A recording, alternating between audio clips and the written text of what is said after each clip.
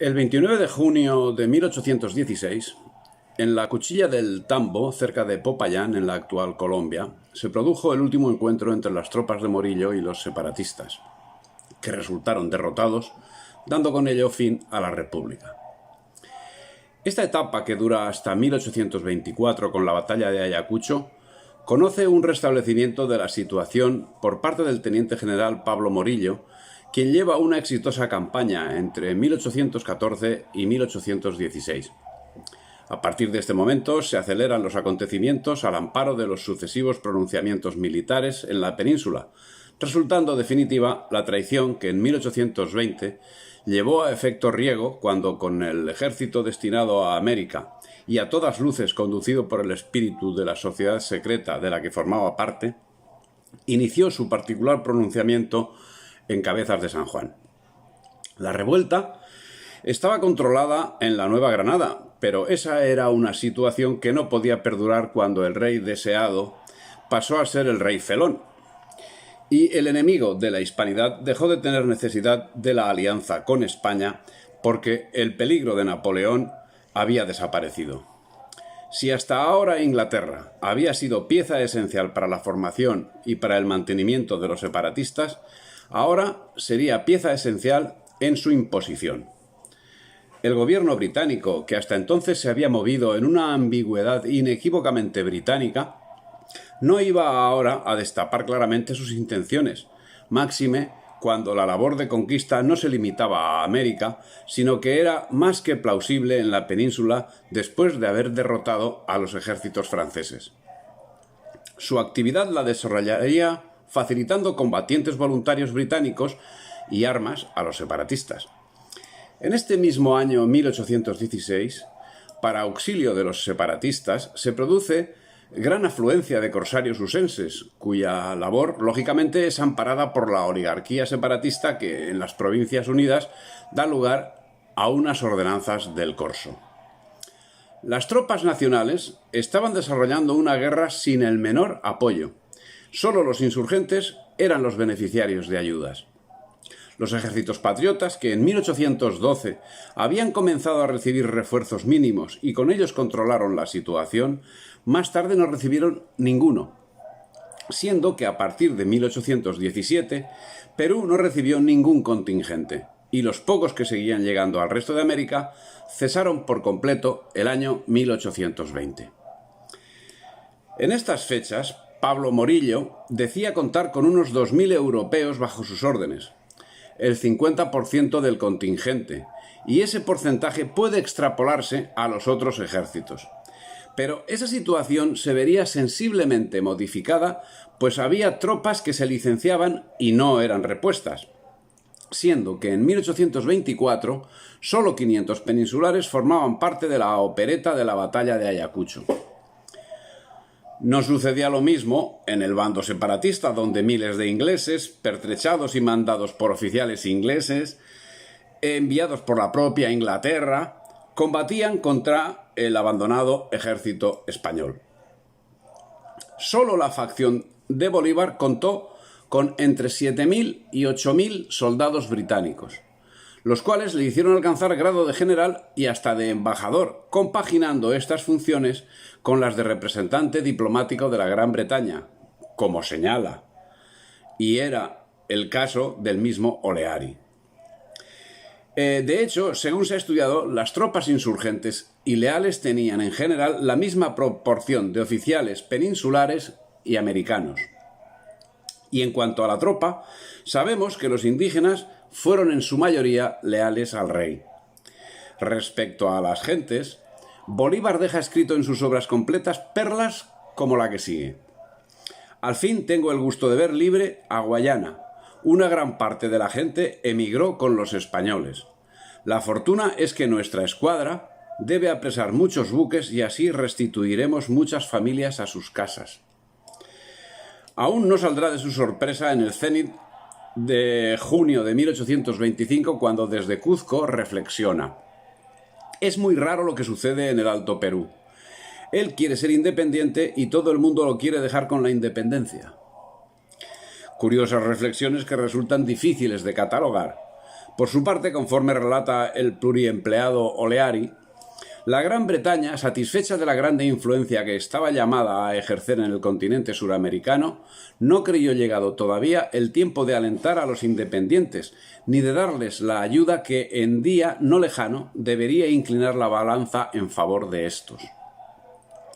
Bolívar estuvo hasta marzo de 1816 entre Jamaica y Haití, de donde con ayuda británica partiría primero para Isla Margarita, desembarcando en Ocumare el 16 de julio del mismo año, cuando emitió un comunicado revocando su decreto de guerra a muerte que en 1814 había tenido tan dramáticas consecuencias, cuyo relato nos deja Pedro Pérez Muñoz en sus cartas, que dice: «No han perdonado al fiel patriota y al criollo ilustrado, pues víctimas del furor de sus paisanos han perecido igualmente en los cadalsos y en las hogueras. Caracas ha sido cubierta de luto enteramente, sin perdonar al laborioso isleño, a los padres europeos y hasta los moribundos enfermos fueron amarrados con sogas contra unas tablas y arrojados a las violentas llamas». La libertad de acción de la Gran Bretaña queda manifiesta en estos momentos. Así, en junio de 1816, escribe Bolívar cartas al almirante inglés de Barbados y al gobernador de Trinidad, informándoles de su arribo a costa firme. En febrero de 1817 iniciaba San Martín la campaña de Chile, tras la cual organizaba una armada al mando de Lord Cochrane, con la que atacaría Perú.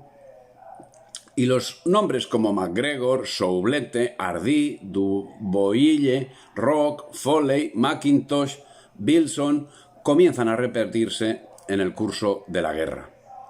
Desde Inglaterra, donde la desgracia siempre encuentra simpatías, comenzaban a venir armas y municiones, cuya falta hasta entonces había hecho infructuosos los esfuerzos de los patriotas. Venían además de allí algunos cuadros de cuerpos precursores de más fuertes expediciones que en el año siguiente se presentaron en las costas de Venezuela. También el gobierno de los Estados Unidos, que hasta entonces había visto con fría y desnaturalizada indiferencia los sufrimientos de los americanos del sur, dio síntomas de naciente interés en su causa. Lo dice el sempiterno Oleari. El 2 de febrero de 1817, San Martín y O'Higgins obtuvieron la victoria de Chacabuco frente al coronel Rafael Maroto, tras lo cual O'Higgins asumiría el gobierno de Chile y armaría la flota que debía dirigirse a Perú para completar el plan británico redactado para América. Cada día se hacía una mayor presencia británica, ahora con la Marina, consiguientemente, y conforme señala el Dictionary of National Biography, en mayo de 1817, Cochrane aceptó la invitación del gobierno chileno para hacerse cargo de la organización y comando de su armada, aunque como consecuencia de varias demoras no dejó Inglaterra hasta agosto de 1818. Arribó a Valparaíso el 28 de noviembre y de allí siguió de inmediato a Santiago, donde fue recibido con el mayor entusiasmo. La noche del 5 de noviembre, los botes se internaron en el puerto. Cerca de medianoche estaban al lado de la Esmeralda, que fue abordada por los chilenos en distintos puntos al tiempo. El propio Cochrane fue seriamente herido y las pérdidas totales de los vencedores fueron 11 muertos y 30 heridos. El fuego, sin embargo, hizo menos daño del que podía haberse esperado, siendo neutralizado por uno de esos simples pero ingeniosos expedientes en los cuales la mente de Cochrane era particularmente fértil y que, más aún que sus brillantes movimientos, marcaron sus éxitos. No solo la Armada española fue reducida a la inacción, sino que Cochrane, después de un corto tiempo, advirtiendo que no había para él más trabajo a bordo, indujo a San Martín a prestarle 600 soldados, con los cuales, y con los barcos de la escuadra, tuvo bajo acoso las costas desde Callao hasta Arica, con lo que virtualmente obligó a Lima a capitular el 6 de julio de 1821. San Martín, aunque había hecho poco o nada, apareció entonces para recibir los honores y los premios. Evidentemente, para los ingleses el brillo de la victoria militar no era sino un brillo menor. El año 1818 la situación giró a favor de los separatistas. Las tropas nacionales estaban desgastadas y eso dio pie a que en 1819 en Angostura se proclamase el Supremo Congreso de la República, al tiempo que el ejército separatista se iba haciendo con el control del territorio, siempre con el apoyo británico, el cual se fortaleció el 21 de enero de ese mismo año con el aporte de un cuerpo de voluntarios británicos al mando de James Roque, que arribaron a bordo de dos barcos, el Perseverante y el Tartare. Los separatistas ganan, el 5 de abril de 1818, una batalla naval en Maipú, en un acto naval producto de una traición urdida en Madrid. Las naves de los libertadores izaron la bandera inglesa y abordaron la fragata María Isabel. Una columna de 50 marineros se apoderó del buque. Tras la batalla, Mariano Osorio, de acuerdo con el virrey de Perú, se retiró al sur para mantener la guerra con el concurso del pueblo mapuche.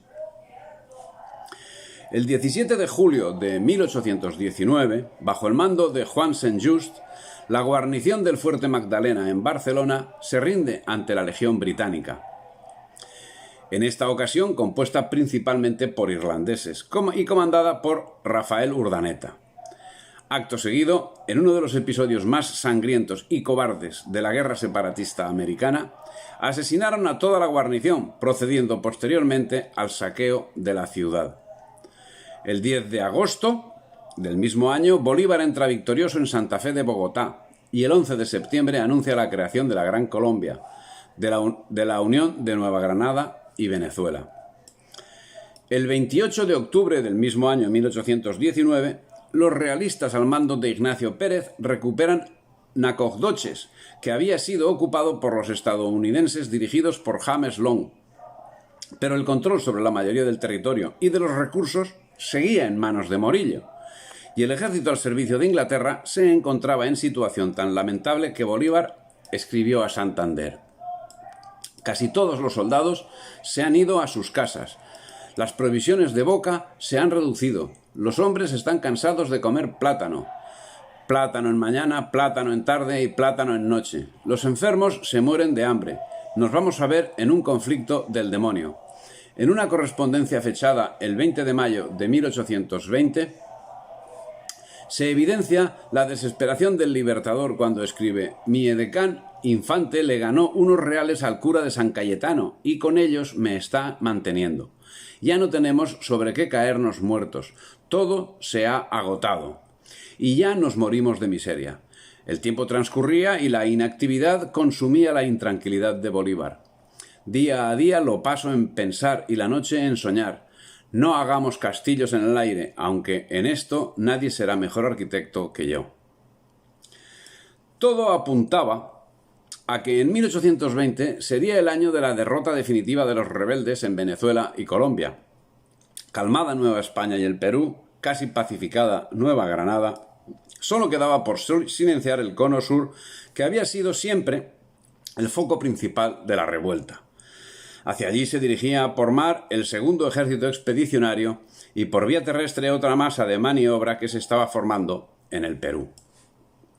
Ese era un extremo que Inglaterra no estaba dispuesta a admitir, por lo que la actuación de las sociedades secretas no cejaron en su empeño hasta que en enero de 1820 impidieron por la acción traidora de Rafael de Riego, cabeza de la expedición del ejército expedicionario, que esa misma expedición embarcase, iniciando en su lugar una nueva revuelta en la península. La actividad para la formación del contingente de apoyo a las tropas de Morillo concentró a la tropa expedicionaria a finales de 1819 en Cádiz, dispuesta a embarcar en los primeros días de enero, pero, como hemos dicho, el 1 de enero de 1820, Riego arengó a las tropas, diciendo: España está viviendo a merced de un poder arbitrario y absoluto, ejercido sin el menor respeto a las leyes fundamentales de la nación. El rey, que debe su trono a cuantos lucharon en la guerra de la independencia, no ha jurado, sin embargo, la Constitución, pacto entre monarca y el pueblo, cimiento y encarnación de toda nación moderna. La Constitución española, justa y liberal, ha sido elaborada en Cádiz entre sangre y sufrimiento. Mas el rey no la ha jurado y es necesario para que España se salve que el rey jure y respete esa Constitución de 1812, afirmación legítima y civil de los derechos y deberes de los españoles, de todos los españoles, desde el rey al último labrador. Sí, sí, soldados, la Constitución. ¡Viva la Constitución! El soborno estaba detrás de esta actuación criminal. Lo reconoce Juan Martín de Pueyrredón en carta al ministro plenipotenciario de los Estados Unidos en estos términos.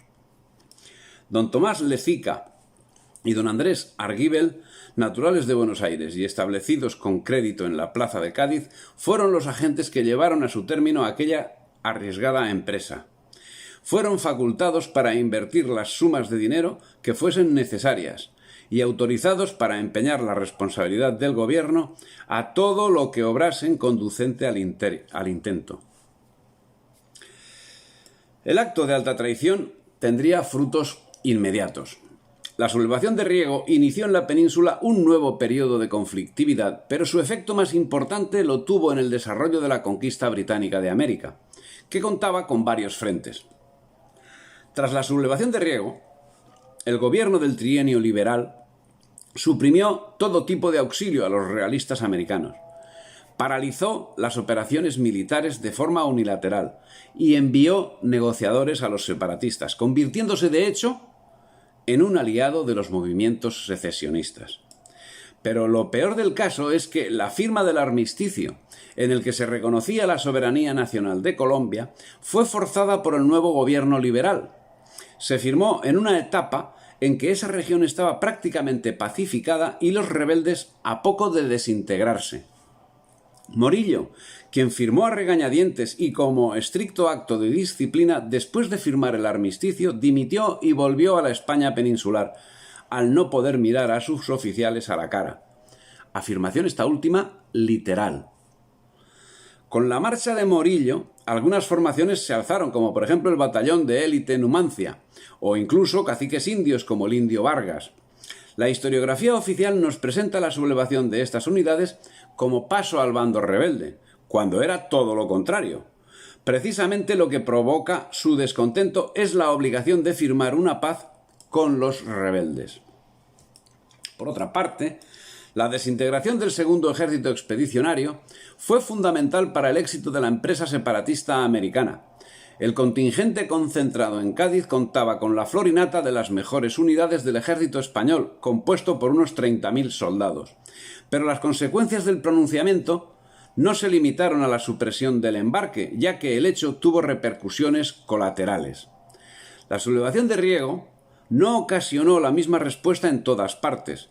Las fuerzas nacionales en América iniciaron una auténtica guerra civil, unos por los principios liberales y otros por los valores tradicionales, en clara concomitancia con el enfrentamiento del mismo signo que se libraba en la España peninsular.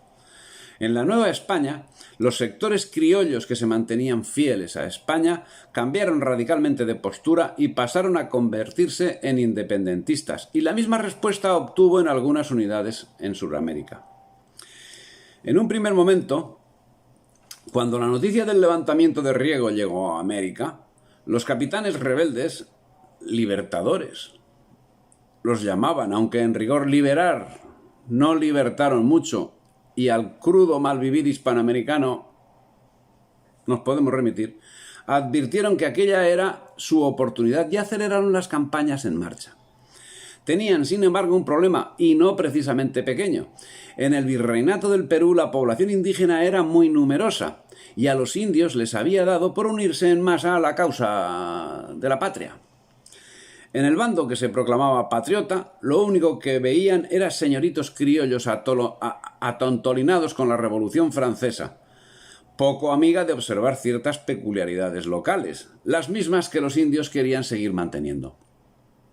En esas mismas fechas, de enero de 1820, Melchor Aymerich, presidente de la Audiencia de Quito, había reunido un numeroso ejército que se vio reforzado con las fuerzas de José María Obando, Simón Muñoz y otros caudillos de la región. Eran voluntarios americanos que no querían someterse al coloniaje que se anunciaba con el avance de los libertadores. Pero la dislocación del ejército expedicionario posibilitaría que un año más tarde, el 24 de junio de 1821, se produjese la batalla de Carabobo, que sella la derrota en Venezuela. En ella las fuerzas nacionales estaban compuestas por 4.000 soldados a una fuerza de aproximadamente 10.000 separatistas.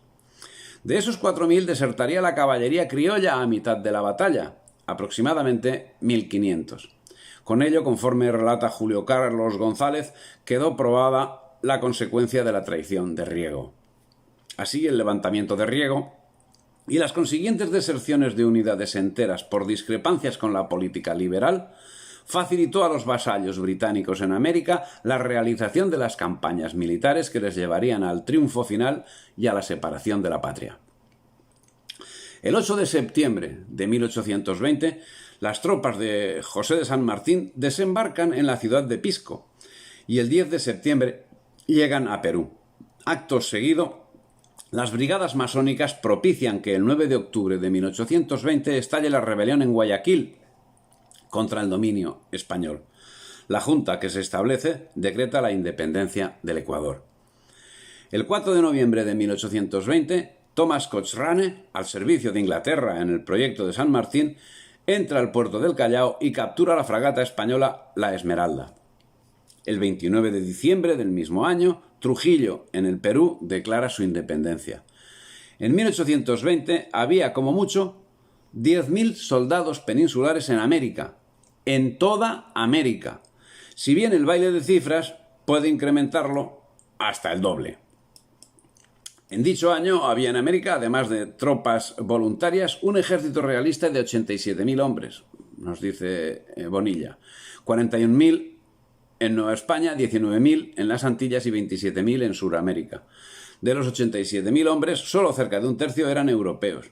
De los 9.000 realistas que pelearon en Ayacucho, no más de 500 fueron españoles oriundos de la península. En cualquiera de los casos, un porcentaje que confirma que el peso decisivo de los peninsulares no era ni de lejos definitivo. Ese hecho se encuentra rubricado cuando constatamos que hay regiones donde los indígenas mantienen la resistencia y no se someten hasta finales del siglo XIX. 70 años después de Ayacucho. El 24 de junio de 1821, Bolívar, Santiago Mariño y Páez derrotan a De la Torre en Carabobo. Esta victoria abría a Bolívar la entrada en Caracas, pero no a la Caracas que conocía, sino a una ciudad semidesierta. En ese mismo año entraba Antonio José de Sucre en Quito. El 28 de julio, un mes después de lo anterior, un cabildo abierto proclamaba la independencia del Perú y nombraba a José de San Martín su protector. Tras la batalla de Carabobo, producto de la euforia, decretó Bolívar la libertad de los esclavos, cuyo número, abundantísimo, podemos relatarlos a continuación. María Jacinta Bolívar, Hacienda de San Mateo. José de la Luz Bolívar, Hacienda de San Mateo. María Bartola Bolívar, Hacienda de San Mateo. Francisca Bárbara Bolívar, Hacienda de San Mateo. Juan de la Rosa Bolívar, Hacienda de San Mateo. Nicolasa Bolívar, Hacienda de San Mateo. Esos fueron todos los que liberó. Ese mismo año de 1821, en México, Agustín de Iturbide publica el Plan de Iguala y se declara emperador, dando lugar a la independencia de México, casi sin enfrentamientos. De forma política, los criollos se apartaron de la monarquía hispánica y convencieron a los militares para que cambiasen de bando. Y lo mismo sucedió en Centroamérica. Iturbide proclamó el Plan de Iguala el 24 de febrero de 1821, defendiendo un gobierno monárquico garante de la religión y de los derechos, propiedades y privilegios de la clase alta. Este levantamiento contó con el apoyo de la élite y obligó a España a reconocer la independencia de México tras firmar el Tratado de Córdoba de 24 de agosto. Un mes más tarde, las principales autoridades mexicanas firmaban la Declaración de Independencia del Imperio Mexicano, siendo Iturbide nombrado presidente. Posteriormente, el Congreso mexicano nombrará a Iturbide rey con el nombre de Agustín I. El reinado duraría desde el 21 hasta el 19 de marzo de 1823. Pero a lo largo y ancho de toda América, en México o en Venezuela, en Perú, Chile o Panamá, ¿dónde estaba la movilización popular. Existen pocos indicios de una movilización popular a gran escala en 1821 o posteriores. El ejército de Bolívar, por ejemplo, se vio obligado a recurrir a medidas propias del enganche para obtener de los pueblos los hombres que le eran necesarios. Estos fueron conducidos a los centros de operaciones bajo fuerte custodia para evitar su deserción. Pero, pese a esta vigilancia, los desertores fueron tan numerosos como los reclutas. Los oficiales locales, en efecto, informaban continuamente de que los indios desertaban de sus hogares y huían a las montañas. Y Luis Corsi Otálora remacha el clavo, diciendo: los viajeros y observadores extranjeros consignaron en sus memorias de viaje que a los reclutas se les ataba las manos durante las marchas y solo les eran entregadas armas y caballos poco antes de entrar en combate. A estas alturas de los hechos la suerte estaba echada. El 24 de mayo de 1822 se produjo la batalla de Pichincha. Los 3.000 efectivos que ganaron la batalla del Pichincha eran mayormente soldados reclutados en Colombia, Venezuela e Inglaterra, como correspondía al ejército multinacional que había nombrado y armado Bolívar. Sin embargo, no se encontraban quiteños. Julio Albi explica el siguiente dato fundamental acerca de la batalla de Pichincha. El ejército realista, en la que sería su última batalla en el Reino de Quito, estaba formado sobre todo por americanos. Los jinetes procedían todos del reclutamiento local, criollos y quiteños, por tanto. En cuanto a los infantes, el batallón de tiradores de Cádiz era casi todos europeos, y los otros cuerpos españoles o realistas, compuestos de americanos. Ingleses versus quiteños. Papel destacado en esta batalla fue el protagonizado por el batallón Albión, compuesto en su totalidad por británicos. El 25 de mayo de 1822 se firmó la capitulación en Quito, tras la batalla acontecida el día anterior. El general Melchor de Aymerich, comandante del ejército realista, y Antonio José de Sucre como comandante general de la División Unida al sur de la República. La suerte estaba echada, sí, pero la lealtad de España no desapareció con la derrota de las fuerzas virreinales en el Pichincha. Tampoco tranquilizaban al Ecuador las opresivas exacciones de dinero y propiedades llevadas a cabo por el Libertador y sus segundos mientras se preparaban para invadir el Perú en 1822-1823. Estaba tocando el final. En la península no se recibían noticias y a finales de 1823 los ejércitos nacionales carecían de suministros de guerra, lo que les llevó a capitular. No obstante, las guerrillas persistirían con fuerza hasta los años 30, siendo que algunas, como queda señalado, llegaron casi hasta finales del siglo XIX. Y es que, como ya hemos señalado, a la desidia y a los enfrentamientos existentes en la península se unía que, como fruto de esos mismos enfrentamientos, como ya hemos visto, los realistas también estaban divididos. Pedro Lañeta se oponía al virrey La Serna y los liberales españoles, y cuando en 1823 fue abolida la Constitución de Cádiz, se alzó nuevamente. Eran las consecuencias de unas actuaciones que parecen medidas, y no casuales, tendentes a la derrota de España. Pese a que las tropas del virrey lograron derrotar a Olañeta en el Alto Perú, esta campaña fratricida significó la desaparición de 10.000 veteranos, soldados realistas de ambos bandos y el desmontaje del aparato defensivo realista. El virrey trató desesperadamente de organizar un nuevo ejército recurriendo a la recluta masiva de campesinos en la sierra, pero estas tropas carentes de instrucción y de disciplina no eran comparables a las que tantos triunfos habían obtenido en las campañas anteriores y que ahora se encontraban casi todas en el sepulcro o en el hospital.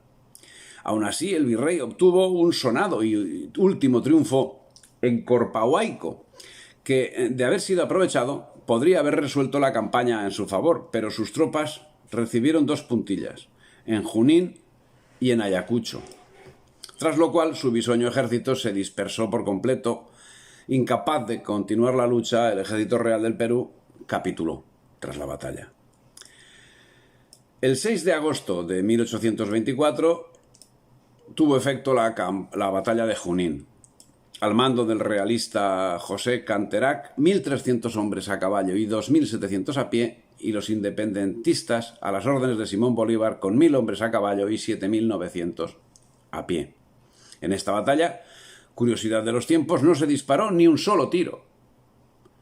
El combate se desarrolló con la caballería a lanza de los llaneros venezolanos y a sable, y a pesar del número de combatientes y la duración del combate de 45 minutos, las bajas fueron 248 realistas y 148 separatistas, de los cuales 64 pertenecían al regimiento Húsares del Perú, que después de la batalla vio cambiado su nombre por Bolívar a Regimiento Húsares de Junín, actualmente Guardia de Honor de la Presidencia de la República Peruana.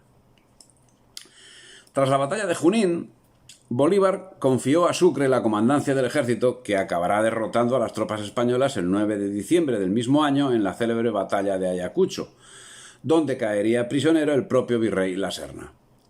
Batalla que es conocida como la última de la emancipación americana, pero hay quien afirma que no fue ni lo uno ni lo otro. Es más, hay quien la califica de tragicomedia. Podríamos decir que la batalla estaba decidida desde antes de empezar y no andaríamos muy desencaminados.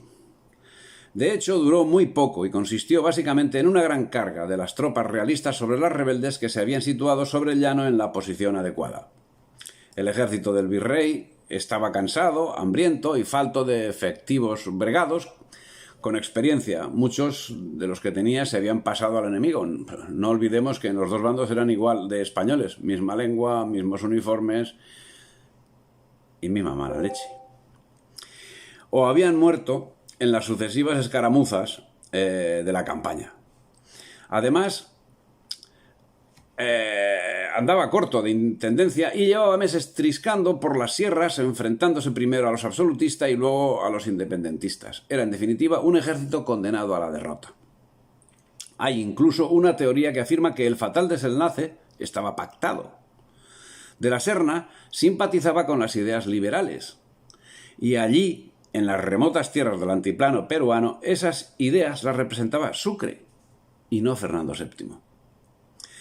Evidentemente, es solo una teoría, pero abunda en la idea de que las guerras americanas fueron en realidad una gran confrontación civil entre españoles, y no una guerra patriótica de liberación, como nos han vendido. El ejército separatista en aquel momento estaba comandado por José de Sucre y el realista por el virrey José de la Serna, como hemos dicho.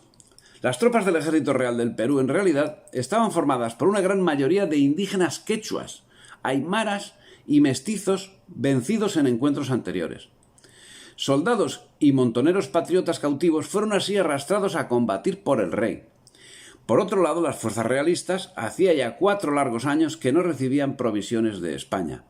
Tras una breve resistencia, los oficiales españoles comenzaron a rendirse ante el asombro de sus soldados peruanos. El virrey de la Serna fue herido y hecho preso. Su lugarteniente le dijo abiertamente: «Esta farsa ha llegado demasiado lejos». Los primeros escarceos habían comenzado a las 9 de la mañana y a la 1 de la tarde todo había terminado. Las cifras más creíbles nos dejan 1.400 muertos realistas contra 300 muertos separatistas. Algunos autores defienden la tesis de que los jefes del ejército del rey pactaron su propia derrota con los independentistas en esta batalla. El día de la batalla, a las 9 de la mañana, 1 hora y media antes de que comenzara la lucha, el general realista Juan Antonio Monet, liberal, acudió al campamento independentista y se reunió con varios jefes rebeldes. Después regresó al campamento realista. ¿De qué hablaron? La versión oficial es que Monet fue a proponer un tratado de paz, pero como los generales separatistas pusieron como condición la emancipación del Perú, no llegaron a un acuerdo. La versión revisionista de la historia es que Monet fue a ofrecer la rendición del ejército realista, pero eso sí, tras un simulacro de batalla. Esta tesis revisionista se ve sustentada por los benevolentes términos que tuvo la capitulación. Luis Corsi, o tal hora, incide sobre este asunto. Dice: luego de combates, maniobras y transacciones secretas entre masones de ambos bandos, el criollo Pío Tristán, último virrey en Hispanoamérica, se verá obligado a capitular. Resulta altamente significativo que el último virrey de Hispanoamérica haya sido suramericano y masón. La capitulación de Ayacucho, firmada el 9 de diciembre de 1824, contiene 18 artículos que parecen la redacción de un acuerdo entre amigos, entre amiguetes. Unos quedarán controlando el territorio y otros podrán hacer lo que les plazca, manteniendo sus empleos o partiendo a otros lugares sin restricción de ningún tipo.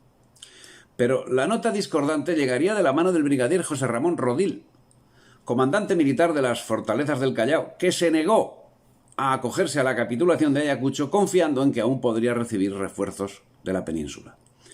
Y asediado en los castillos del puerto resistió un sitio de casi 2 años. Contaba para su defensa con los veteranos regimientos Real de Lima y Arequipa, junto a los soldados desertores de los ejércitos separatistas que se le habían unido.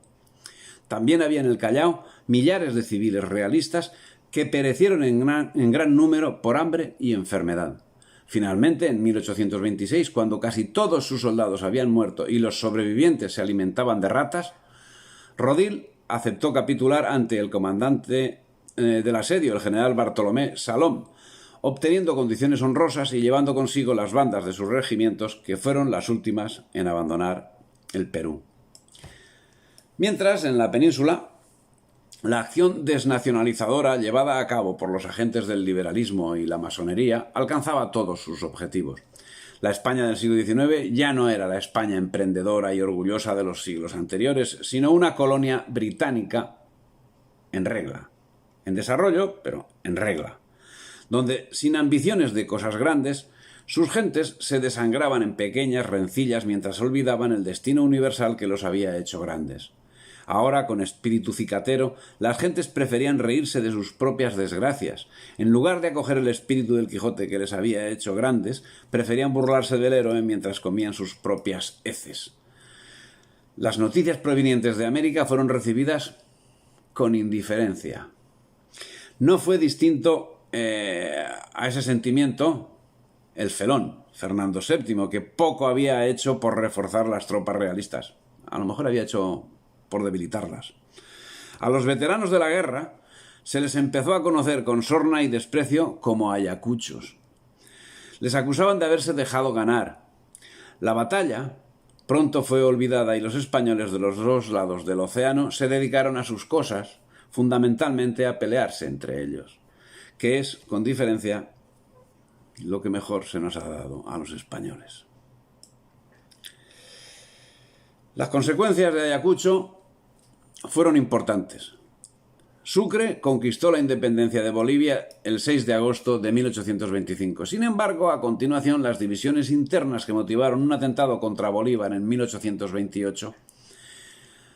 Al año siguiente, Perú y la Gran Colombia entraron en guerra, siendo ahora Sucre el vencedor.